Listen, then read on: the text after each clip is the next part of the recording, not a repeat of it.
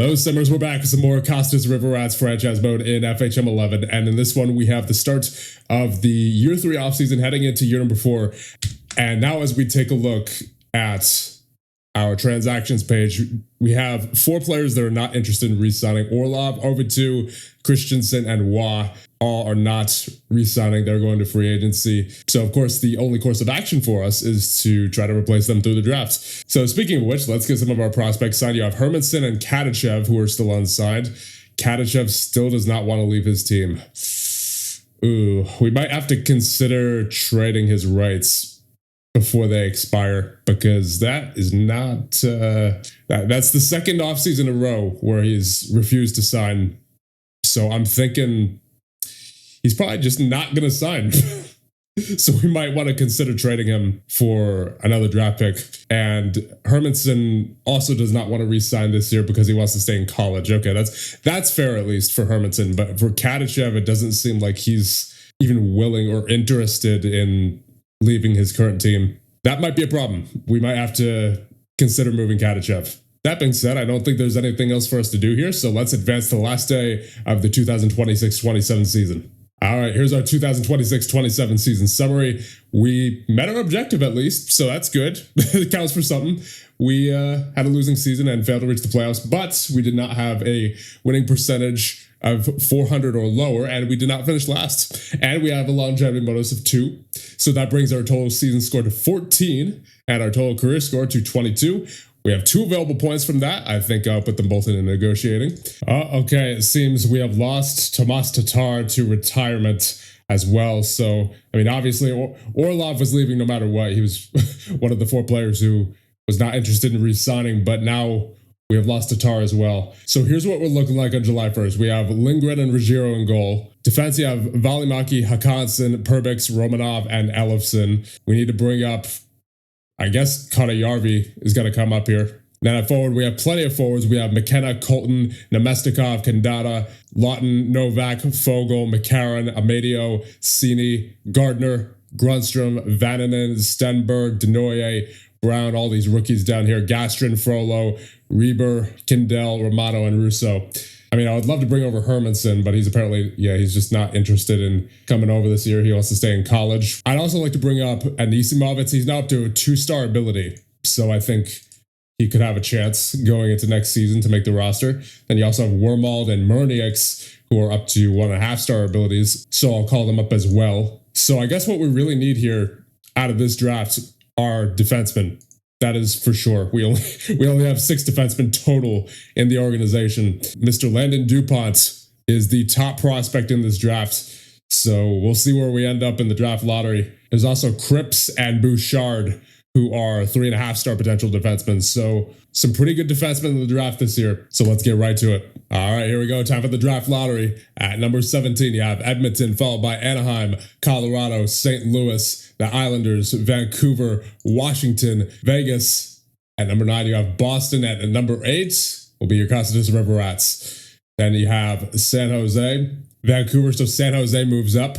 Detroit, the Rangers, Calgary at number 3, and San Jose gets the first overall pick, and Columbus has the second overall pick. All right, here we go. Time for the draft. I don't think we'll be getting Landon DuPont here, but like I said, there are a couple of good defensemen here in this draft that are not DuPont. You have Brock Cripps, who is a 1-star ability, 3.5-star potential, and then you also have Aiden Bouchard, who's a 1.5-star ability, 3.5-star potential as well. So let's hope that one of those 2 is available for us at number 8, pick until human, and you have Brock Cripps being taken off the board at number 6. DuPont, of course, went first overall to the San Jose Sharks. So in terms of defensemen who are, top prospects, Bouchard. That's about it. And I think defense is what we need the most out of this draft for sure. So I think Bouchard's got to be the pick unless there's something that is not great with his personality. He's a little prone to controversy, but that's not the worst thing in the world. Otherwise, he seems pretty good. He's definitely an offensive defenseman, but his defensive category is not bad either. So I could see Bouchard being a pretty key player for us moving forward if we were to take him here, which is what I think we will be doing. 15 determination. Yeah, I like basically everything about Aiden Bouchard here. So I think we'll be taking him with this pick. Welcome to the Cocytus River Rats, Aiden Bouchard. And now what I'd like to do, since we have so many forwards, I think I'm going to shop Nemesnikov because he's 34 years of age, 2.5-star ability. Got to make room for some younger guys. So we will shop Nemesnikov and see what we can get for him. It seems like we get a 4th. And all the ones that were being offered are for next year's draft. So, I mean, I guess doesn't really matter which team we choose here. Let's send him to the Devils. All right, now let's advance to our second round pick, which is pick number 41. And it seems that there is still a 3.5-star potential forward available in Emil Ola. He's only a 2-star consensus potential, though. Then there's also the goalie Bergstrom, 4-star potential according to team scouting, but 2.5 according to consensus. Another thing about Emil Ola is that he has a tendency to disappear when the pressure is on, so I don't like that. I think I like Oliver Nord here. He's an offensive defenseman, 15 puck handling, 14 offensive read, 15 determination. So parts of his mental category are strong and other parts are weak. Then he has a pretty decent offensive category as well. Defensive category is kind of meh, but he can work on it. I'm not expecting him to be in the NHL right away. And then his physical categories are also kind of, not where I'd like him to be, but we really need defensemen right now. And Nord is also ranked at number 45 on the mock draft. Oh, wait a minute. There's also Noah Barton, who is a 0.5-star ability, 3-star potential, 2-way defenseman. He's got the 15 passing and puck handling. He looks overall better than Nord, at least as far as his overall ratings. Yeah, his defensive category and physical category are definitely more developed than Nord's are currently. And then if we want to go forward, there is Jonah Neuenschwander and then Max Penkin as well. So a few good options here, honestly. And then not to mention Oscar Venberg. I'm thinking I'm going to go with Noah Barton here. Welcome to the Cocytus River Rats, Noah Barton. All right, on to pick number 74 now. Nord was just taken. So you have 4 3-star potentials left. Neuenschwander, I would say, looks like the best out of these 3 forwards. And then there's Bystrom, the goaltender, as well. Yeah, I think I'll look Neuenschwander the best because he also has the 3.5-star consensus potential, whereas Forsman has the 3-star potential, and then Hallen has the 2.5-star consensus potential. And then not to mention Neuenschwander's ratings are just overall the best out of these 3. He's a little prone to controversy, but that's really about the only negative personality-wise. And he was apparently... See, this is why I don't... This is why I cannot take the mock draft seriously. He was apparently ranked at number 10. So honestly, we may as well. We're at pick 74 now. So this should be a steal. Welcome to the Cocytus River Rats, Jonah Neuenschwander. All right, 4th round now. We're at pick 100. Bystrom is still there. Good personality. 967 save percentage in 3 games played last year. Yeah, you know what? Sure. Honestly, the more options you have in goal in this game, the better. So welcome to the team. All right, pick number 107 now. There are 3 1-star ability centers available in Jordan St. Louis, Dade Wotherspoon, and Nash Coquet. Then there's Jensen Marsh as well. He's the 0.5-star ability. So let's compare those 4. Wow, I'm looking at all their personalities, and there's not one negative personality trait here between these 4. All of them are fantastic personality-wise. Mentally, I think I got to give a slight advantage to St. Louis just because of that 13 determination. Physically, I would say Wotherspoon takes a slight edge just because of that 14 strength already. Offensively, let's see. There's honestly not much difference between these 3 offensively, but I think I have to give a slight edge to Wotherspoon just because of the 15 getting open rating. And then defensively, Wotherspoon's got that 16 faceoffs. Coquet's got the 16 positioning. I think overall the best guy here is Wotherspoon in terms of being a center. That 16 faceoffs as well is particularly attractive. So I think we will be taking Dade Wotherspoon with this pick. Welcome to the Cocytus River Rats. All right, pick number 140 now. Coquet is still on the board, and he is one of only 2 1-star abilities remaining. However, we have a lot of centers now. We have a lot of center prospects in our system. I don't think we need another. So what I think we might do here is either take Stenlund or Pellizzari or one of those defensemen. Let's see. All of these 2.5-star potentials are left defensemen here. So Stenlund, he's got the good puck handling. Julian Revel is good with puck handling as well. I think I like Linus Kjellberg here. Nice defensive defenseman. Positioning's at 14. Defensive reads at 14.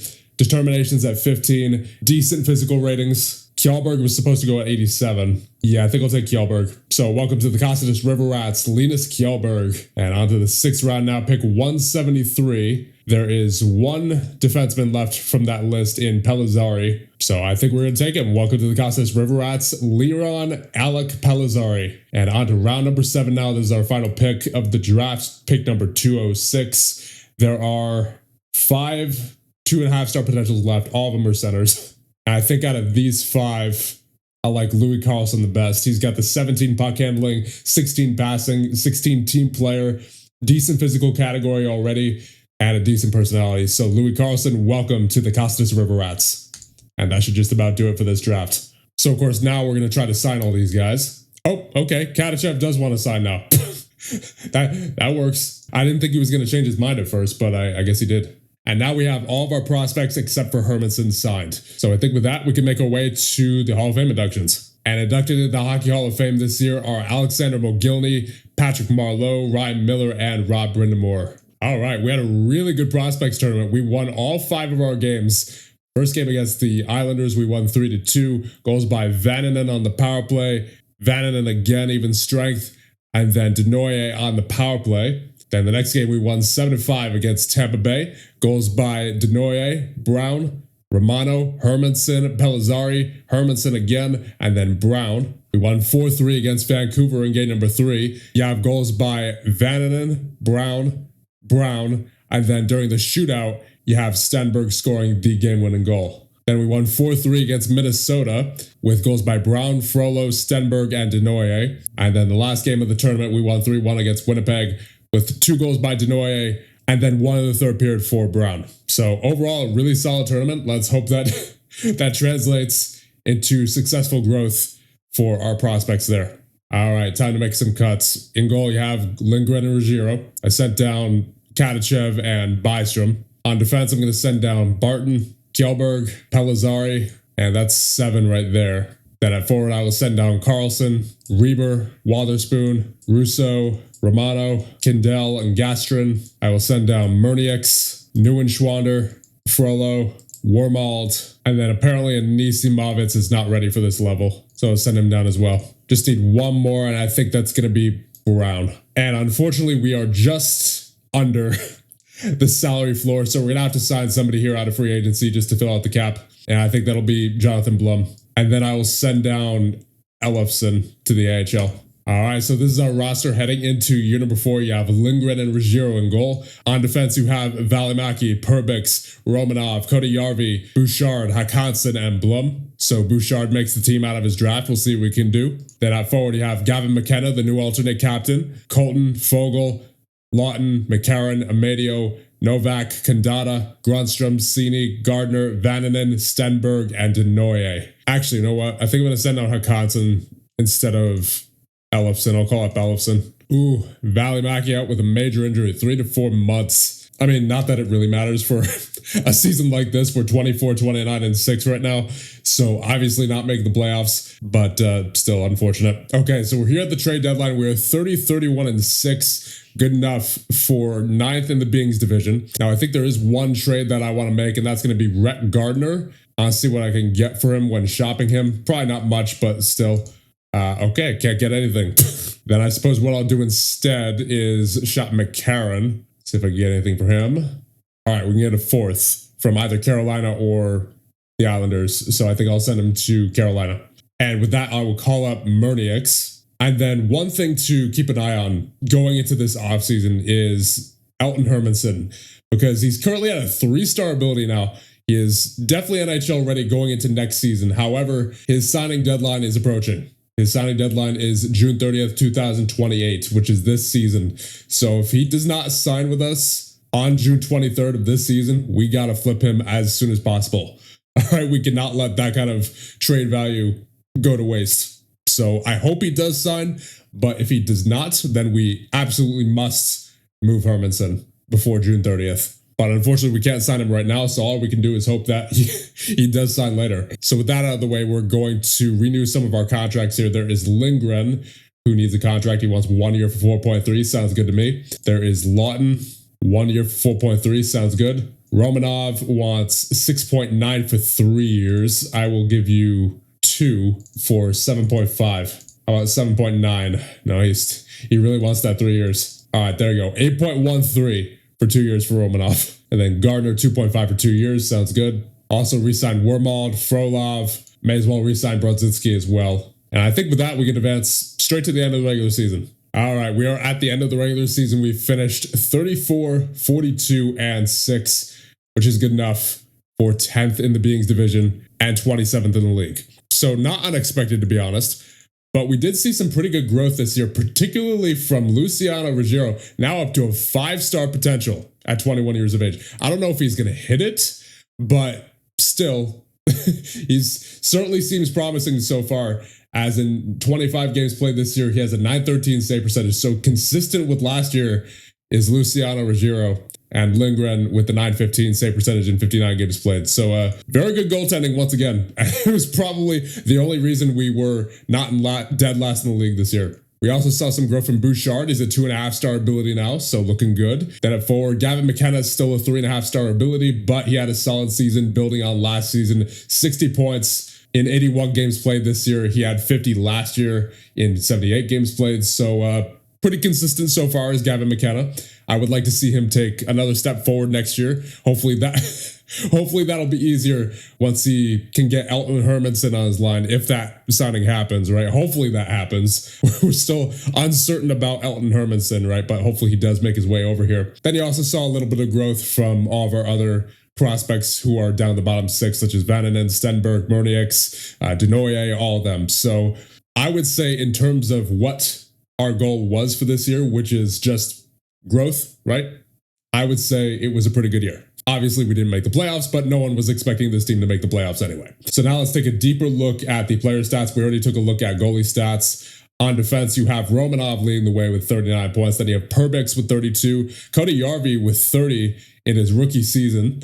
That's a good season for him. Elofsson with 25 points. Bouchard with 21 in his rookie season. Valimaki with 18. Blum with 7. And Hakanson with 5 in 23 games played. Then at forward, you have Colton with 66 points, leads the team. McKenna close by with 60. Then it drops off immediately to Amadio and Novak with 34 points. Vananen with 32. Grunstrom with 30.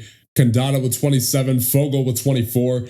Gardner with 19, Cini with 16, Lawton and Stenberg with 15, Denoye with 14, and Murnieks with 2 in 14 games played. So that being done, we will see who wins the Stanley Cup in year number 4. And your 2027-28 Stanley Cup champions are the Florida Panthers. This is their second championship, and the winning goal was scored by Alexander Barkov. They went through Colorado, LA, Boston, and Buffalo in the finals. All right, we're on June 23rd now, which means it's time for the awards ceremony, but something else that means that it's time for is to see if Elton Hermanson is going to sign.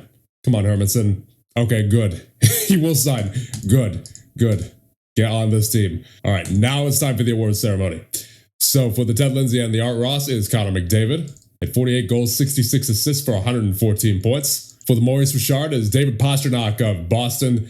He has a 51-goal season, 46 assists for 97 points. For the Lady Byng, it is Sam Reinhart, 40 goals, 53 assists for 93 points. For the Bill Masterton, it is Gino Malkin, 41 years of age, with the 15-goal season and 36 points. For the Mark Messier Leadership Award, it is Jordan Gavin of Chicago, the 21-year-old. Is he their captain? No, he is not. 20 goals, 32 assists for 52 points on the season. And the Jennings Trophy goes to Jakob Dobies of Montreal. Not sure if I'm saying that right, probably not. He had a 911 save percentage in 45 games played. And for the Hart between Draisaitl, McDavid, and Cole Caulfield, it is Connor McDavid. For the Conn Smythe, it is Sam Reinhart with 27 points in 24 games played. For the Calder between Max Plante, Jakob Malek, and Michael Brandzeg Nygaard, it is Jakob Malek of Toronto with a 922 save percentage and 8 shutouts in 64 games played. For the Norris between Forsling, Ekblad, and Dahlin, it is Dahlin of Buffalo with the 69-point season. For the Selke between Toropchenko, Suzuki, and Ryan McLeod, it is Ryan McLeod of Florida with 37 points. For the Vezina between Hellebuck, Yari, and Malek, it is Hellebuck of Winnipeg with a 929 save percentage and 5 shutouts in 64 games played. The GM of the year between Bill Guerin, Don Sweeney, and Bill Zito, it is Bill Zito of Florida. And for the Jack Adams, I'm going to get out of the way for this. Between Paul Maurice, JT Podell, and Brad Bombardier, it is Paul Maurice of Florida. So with year number 4 in the books, I think it is about time to wrap this one up here. But not before, of course, I thank the channel members. Thank you guys so much for all your support. And I will see you guys in the next one when we go through year number 5 with your Cocytus River Rats.